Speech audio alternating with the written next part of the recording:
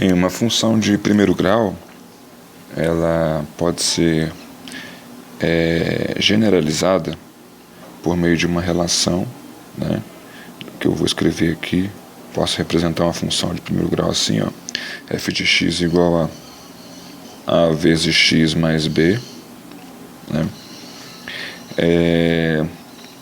Esta nomenclatura significa que a minha função se chama f, né? Por isso que eu coloquei esse f aqui, e a variável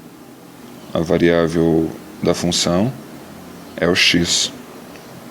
Então esse f é o nome da função e o x é a variável. No caso seria a variável independente, né? O f também é uma variável, mas o f depende de x. Esta representação significa isto, né? Esse b aqui, eu vou dar um apelido para ele aqui de valor fixo.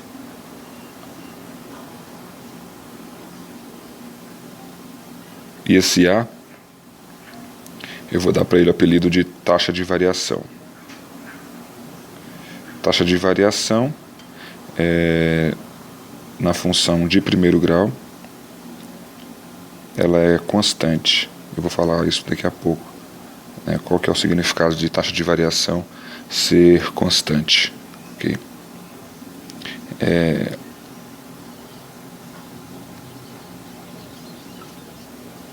Então, vamos pegar aqui alguns exemplos de função de primeiro grau. Exemplo, tem aqui uma função f de x igual a 2x menos 4, por exemplo. O que caracteriza uma função para ela ser chamada função de primeiro grau é que a expressão formadora da função é um polinômio de primeiro grau. Então a expressão formadora é essa que aparece aqui no lado direito da igualdade. Isso é um polinômio de primeiro grau. O que é um polinômio de primeiro grau? É um polinômio onde o maior expoente que aparece na incógnita é 1, né? E a incógnita é x, e o maior expoente que aparece no x é 1. Isso caracteriza um polinômio de primeiro grau. Por isso que a função tem esse nome, função de primeiro grau, né? Então, essa função que eu acabei de escrever é uma função de primeiro grau? Sim. Por quê? Porque ela é formada por um polinômio cujo expoente máximo que aparece na incógnita, na variável, é 1, né? Outro exemplo aqui de função de primeiro grau, tá aí, menos 2x mais 5, né? É uma função de primeiro grau, pelo mesmo motivo, né? Formada por um polinômio de grau 1. Outro exemplo aqui, f de x igual a 5x. Também é uma função de primeiro grau, porque o expoente que aparece na incógnita, o expoente máximo é 1. Um quarto exemplo aqui, vou variar o nome da função, a função g, né? Já que o f lá designa o nome, então agora eu coloquei o nome de g, a variável continua sendo x. 1/2 de x, por exemplo, menos 4, também é uma função de primeiro grau. Note que em todos esses exemplos, a variável x tem expoente no máximo 1. Né? O expoente 1 não precisa ser escrito, né? Então aqui tem um expoente 1, aqui tem um expoente 1, expoente 1, expoente 1. Okay. Bem, eu disse que esse número que multiplica o x é chamado taxa de variação, e ele vai, na função de primeiro grau, ele vai ficar bem explícito e ele é constante. Vou pegar aqui como exemplo a função f de x igual a 2x menos 4 e vou construir aqui uma tabelinha pequena, onde de um lado eu vou colocar o valor de x, um valor qualquer para x, e do outro lado eu vou colocar o valor do f de x, que seria, quando o x for 0, o que significa o f de x? É substituir o x por 0 e fazer a conta lá, e ver quanto que vai dar, né? Então vou indicar aqui algumas contas, vou pegar essa função aqui, certo? E vou trocar o x por 0, então eu estou calculando nesse momento o f de 0, que vai ser 2 vezes 0 menos 4. Então, 2 vezes 0, 0. 0 menos 4, menos 4. Então, o f de 0 é menos 4. Que também, pessoal, a gente pode interpretar assim, ó, matematicamente falando, a imagem do zero é menos 4. Eu vou aumentar agora para 1 esse valor do x. Já que o x é a minha variável independente, então eu vou fazer ele variar aqui, né? Vou colocar x igual a 1 e vou fazer a conta agora com f de 1. Então vai ser f de 1, lembra, substituir o x por 1. Então 2 vezes 1 menos 4. 2 vezes 1 dá 2. 2 menos 4, menos 2. Então aqui menos, deixa eu mudar a cor, menos 2.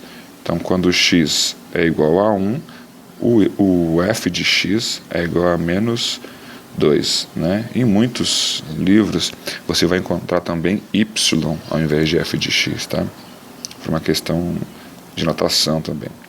Bom, vou fazer o x variar de novo agora para 2. X agora é 2. X é 2 e eu vou calcular o f de 2.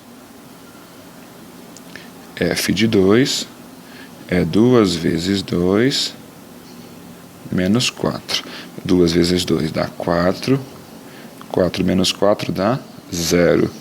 Então, o f de 2 é 0. Vou fazer mais um aqui, f de 3, x igual a 3, para ver o que vai acontecer. Então, para x igual a 3, eu vou fazer a conta, né, do f de 3. F de 3 é 2 vezes 3 menos 4. 2 vezes 3 é 6. 6 menos 4 dá 2. Bem, o que está acontecendo?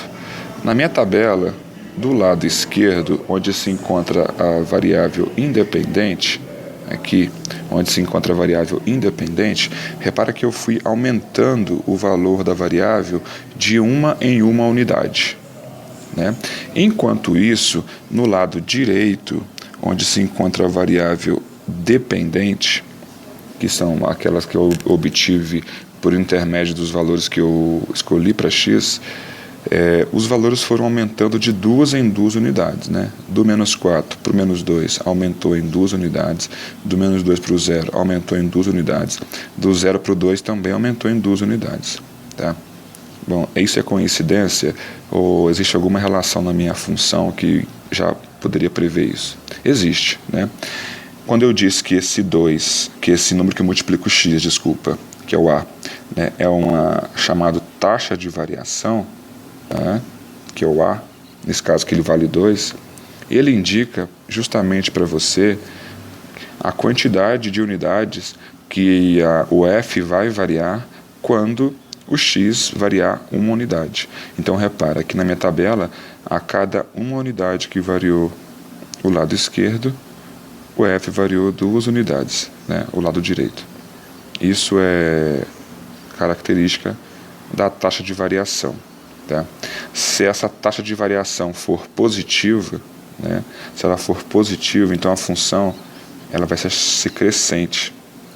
Por quê? Porque esses valores que apareceram no lado direito, eles vão sempre aumentar quando o valor do lado esquerdo aumentar. Vou escrever isso aqui, né, se um número que multiplica o x que for positivo, a função será crescente. O que é uma função crescente? É uma função que os valores de f aumentam sempre que o x aumenta. E se o a for negativo, a função será decrescente. Decrescente, vou abreviar aqui, né? Decrescente. Então fique bem atento nisso, né? Se o número que multiplica o x for positivo, sempre que você aumentar o x, o f vai aumentar também. E se o número que multiplica o x for negativo, sempre que você aumentar o x, o f vai diminuir. Ok?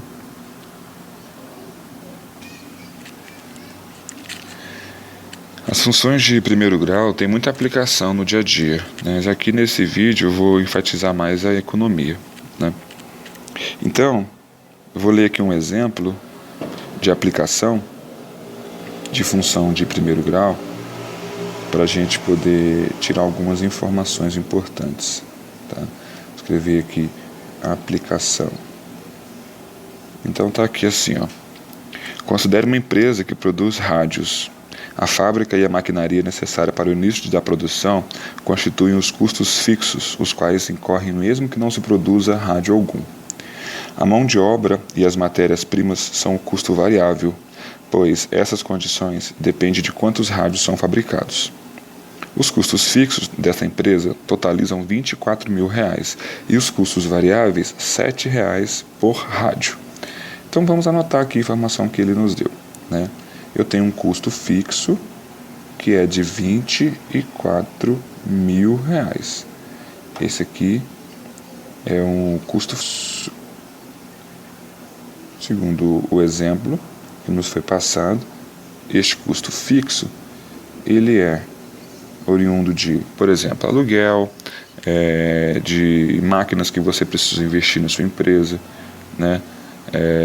Pagamento de funcionários e tudo mais, né? Esse é o custo fixo. E o custo variável é de R$ 7 por rádio. R$ 7 por rádio é custo variável. Custo variável. A montar uma função que permita calcular qual será o custo dependendo da quantidade de rádios fabricados, né? Bem, se você voltar aqui à página anterior, você vai ver que eu chamei o B da função de valor fixo e o A de taxa de variação. Então isso nos leva a acreditar que esse 24.000 aqui vai ser o valor fixo da minha função. E esse 7, o valor, a taxa de variação, né? E é isso mesmo. A função começa em 24.000. Se você não fabricar rádio nenhum, a função começa em 24.000, né? O seu custo é 24.000. E só que o custo ele vai depender desse valor fixo e mais do valor variável, que é R$ 7 por cada quantidade fabricada. Então esse por cada quantidade fabricada, ou para cada quantidade fabricada, ele indica multiplicação. E vou chamar aqui em cima de X a quantidade de rádios fabricados. Então X é a quantidade fabricada.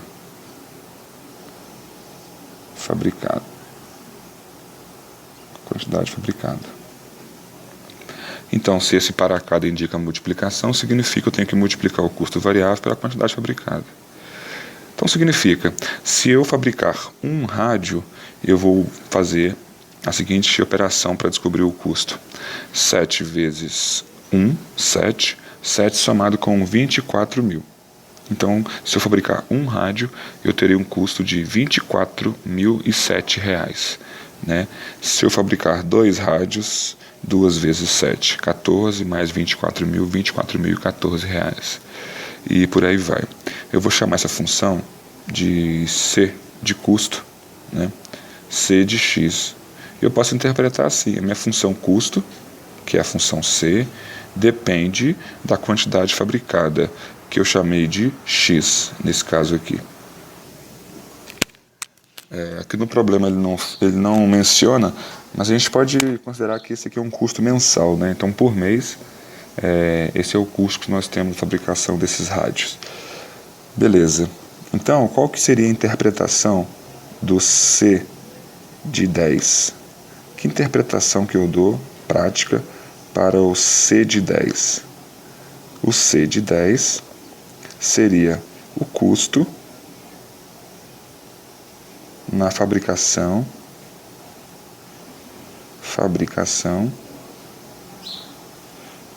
de 10 unidades. 10 unidades. E quanto seria o C de 10? O C de 10 vai ser, no lugar de X da função, eu coloco 10. Então, C de 10 vai ser 24.000 somado com 7 vezes 10. Né? Primeiro eu tenho que fazer a multiplicação, então 7 vezes 10, 70. 70 somado com 24.000 dá 24.070. 24.070. reais, ou seja, nessa empresa, se num mês eu fabricar 10 rádios, eu vou ter um custo de R$ 24.070, certo? Então, se você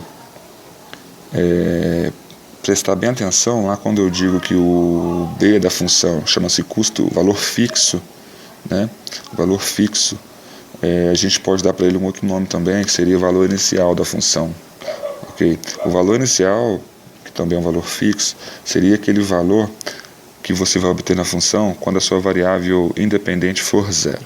Então, vou escrever aqui novamente a função c de x igual a 24.000 mais 7x. Então, repara, se a minha variável independente for zero, esse número vai se anular, porque é 7 vezes 0. Né?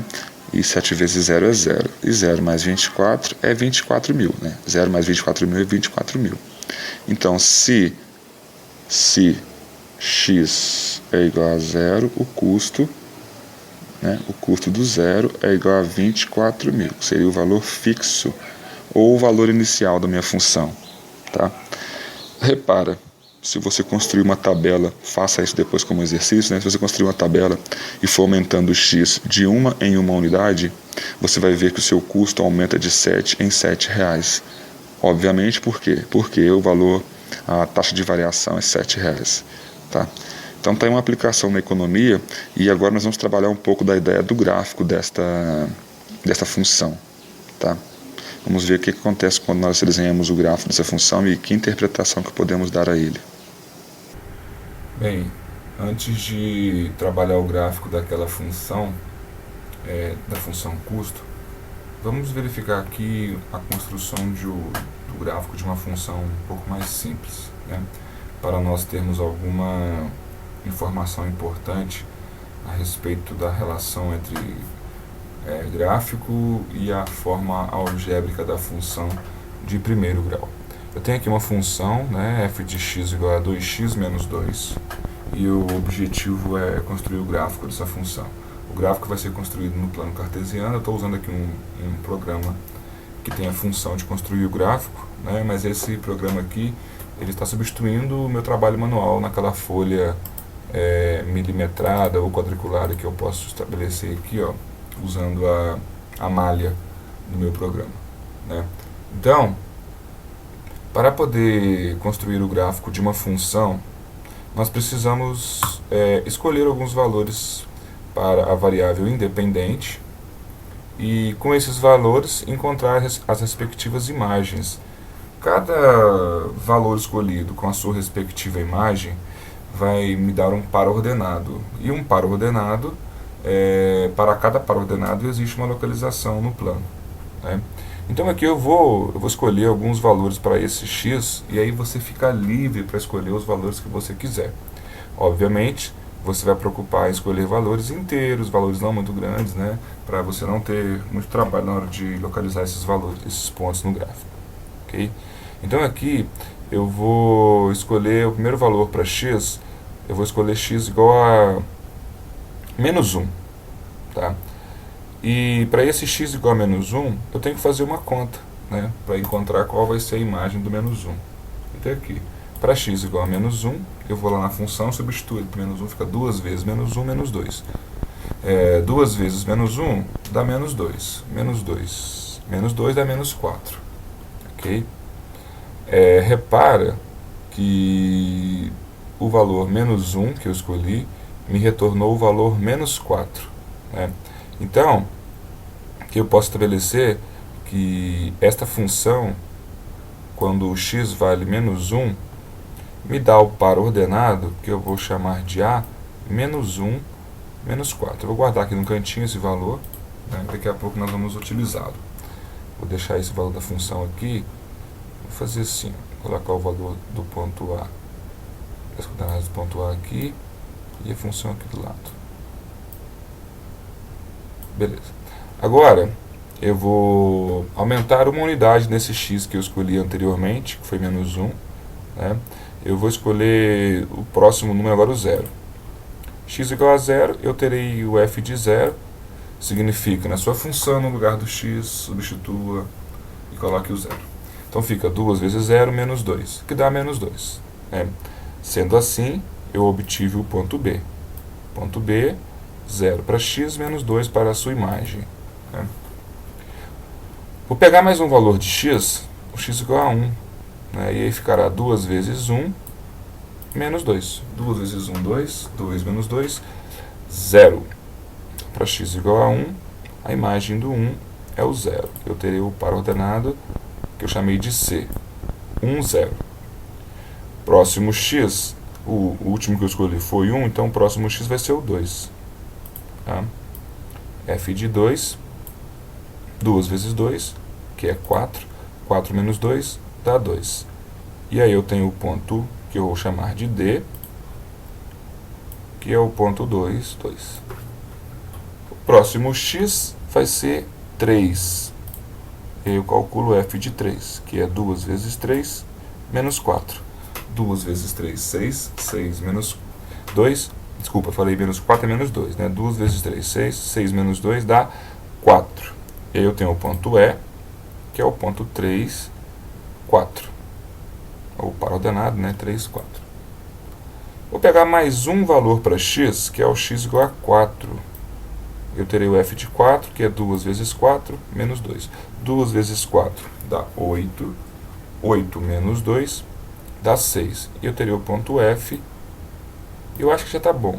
Desses pontos que eu peguei aqui, eu escolhi 1, 2, 3, 4, 5, 6 valores para x. Para cada valor escolhido para x, eu obtive uma imagem. Eu acho que aqui já vai dar para ter uma noção do que eu vou conseguir com esse gráfico. Né? Agora, vamos lembrar o seguinte, pessoal. Na hora de localizar esses pontos no plano cartesiano, eu tenho que lembrar que as primeiras coordenadas dos pontos, os primeiros números que aparecem no par ordenado, eles indicam um deslocamento na horizontal em relação a esse ponto que é a origem, onde eu estou colocando o mouse aqui, está aparecendo o eixo x e eixo y ao mesmo tempo. Né? Esse ponto, eu vou marcar esse ponto aqui para vocês terem ver o que eu estou falando. Esse ponto é a origem do sistema cartesiano. Né? Então, o primeiro número que aparece no par ordenado indica um deslocamento na horizontal em relação a esse ponto. Uma quantidade de vezes equivalente ao número que tiver lá dentro. Uma quantidade de unidades, né? Equivalente ao número que tiver lá dentro. Se esse número for positivo, deslocamento para a direita. Se esse número for negativo, deslocamento para a esquerda. Então, no ponto A, o primeiro valor é menos 1. Significa deslocar uma unidade para a esquerda em relação a esta origem aqui. Eu vou traçar um segmentozinho, né? Tá aqui. Esse segmento que eu tracei, eu poderia fazê-lo passando pelo ponto, pelo menos 1, né? Só que eu só fiz na direção do valor que eu quero, porque eu já sei quanto que vale o segundo componente do par ordenado, que é menos 4. Então, significa um deslocamento na vertical 4 unidades para baixo da origem. Então, aqui, ó, 1, 2, 3, 4. 4 para baixo, eu vou fazer um tracejadinho, tá aqui. Tá vendo onde esses dois tracejados se interceptaram? Eu vou lá e marco o meu ponto, que é o ponto A. Tá lá, esse é o ponto A.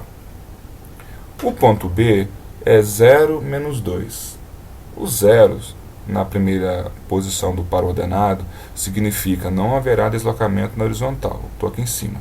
E o menos 2 significa deslocamento de 2 unidades para baixo. Vou marcar o ponto B. Até aqui. O ponto C, 1, 0. 1 significa deslocamento de uma unidade para a direita. E o 0 significa não vai ter deslocamento na vertical.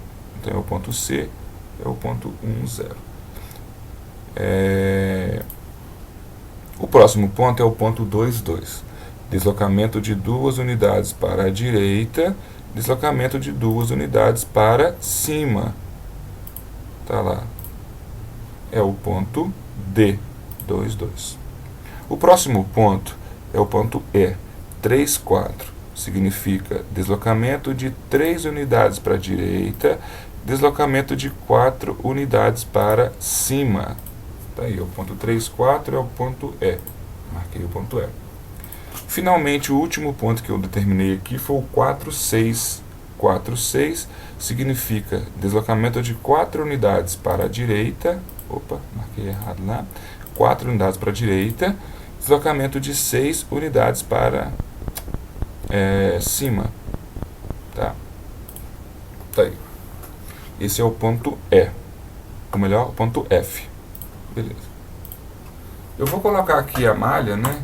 Eu poderia ter feito isso antes. Com a malha fica bem mais fácil de você visualizar esses pontos, né? Mas com uma folha quadriculada também você consegue fazer essa mesma interpretação aí da malha aqui. Agora, observe, esses pontos, eles estão todos alinhados. Eu consigo colocar uma régua e com essa régua tocar todos esses pontos ao mesmo tempo. Significa que eu posso, então, ligar esses pontos e obter o gráfico da minha função. Tá aí. Esta linha, que aparece na cor verde, é o gráfico da minha função f de x igual a 2x menos 2. Tá?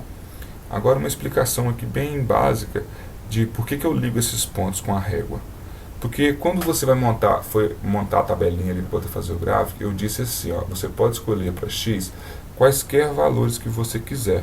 Mas por uma questão de esperteza da sua parte, você não vai escolher valores que não são inteiros. Então, por exemplo, eu não escolhi nenhum valor entre menos 1 e 0, mas eu poderia ter escolhido.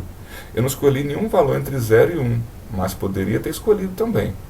Eu não escolhi nenhum valor entre 1 e 2, e poderia ter escolhido. O que eu quero dizer? Esses valores que eu não escolhi entre esses inteiros, eles também poderiam ter sido usados na minha função, e eles me dariam imagem que estão aqui em cima da minha reta, tá? Por isso que eu ligo os pontos com a régua, obtendo esse gráfico em forma de linha reta. Agora vamos verificar aqui uma interpretação que eu estou batendo muito na tecla, que é da taxa de variação da função, que é o número que aparece multiplicando o x na função de primeiro grau. Esse número indica que se o x variar uma unidade, a sua função varia na quantidade equivalente a esse valor. Então aqui no caso, esse número é o 2. Significa, a cada uma unidade variada do x, o y, né, que é o eixo vertical, vai variar 2 unidades. Eu vou mostrar isso para vocês desenhando um pequeno triângulozinho aqui para ilustrar essa situação. Desenhei aqui um triângulozinho, ok? O que nós podemos enxergar nesse triângulozinho? Nesse triângulo aqui, ó, essa medida que está escrito J aqui, essa medida, ela vale 1 unidade, e essa medida da vertical vale 2 unidades. Essa é a explicação que você vai encontrar para aquele 2 que aparece lá no multiplicando x. Repetindo, quando a horizontal varia de 1 unidade, o vertical varia de 2 unidades. Tá? Por isso que a gente chama ele de taxa de variação, e vai ter uma explicação mais aplicável futuramente com relação a esse valor aí. Tá, ok? Bem, esse é o gráfico da função f de x igual a 2x menos 2, e daqui a pouco eu vou voltar mostrando o gráfico de uma outra função básica, antes de passar para aquela função de aplicação do custo lá atrás. Tá, ok? Uma observação super importante aqui que eu já ia deixando de escapar, né? Na hora de fazer o gráfico, repare que eu utilizei 6 pontos, né? Só que esses 6 pontos que foram utilizados, eles estavam todos alinhados. Eu vou apagar aqui os pontos, por exemplo, B, C, D e E. B, C, D e E. E repara que se eu tivesse pego só os pontos A e F, o meu gráfico ficaria com o mesmo formato. Obviamente, porque eu estou falando de uma linha reta. E para determinar uma reta, eu só preciso de 2 pontos. Né? 2 pontos determinam uma única reta. Uma outra observação importante que poderá ser usada futuramente para a construção dos gráficos é essa aqui, ó. O gráfico da minha função, ele passa em cima do eixo y e ele passa em cima do eixo x, em pontos que eu vou chamar de pontos notáveis. O lugar onde o gráfico passa em cima do eixo x é o valor fixo da função, que nesse caso aqui era menos 2. E o lugar onde o gráfico passa em cima do eixo x é a raiz da função. E a raiz, você lembra? Você encontra igualando a função a zero, resolvendo a equação de primeiro grau. 2x menos 2 igual a zero, vai me dar como solução x igual a 1.